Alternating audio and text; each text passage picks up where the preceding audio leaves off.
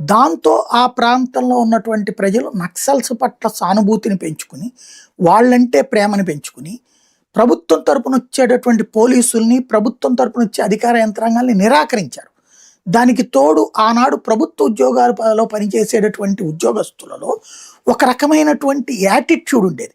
అహంకారపూరిత ధోరణి ఉండేది. తామేదో దైవాంశ సంభూతులం అన్నట్టు ప్రవర్తించేవాళ్ళు. ప్రజలందరూ ఏదో వాళ్ళ బానిసలు అన్నట్టు ప్రవర్తించేవాళ్ళు. దాంతో వీళ్ళ అహంకారపూరిత ధోరణి చూసిన ప్రజలు వీళ్ళని ఈసడించుకునేవాళ్ళు.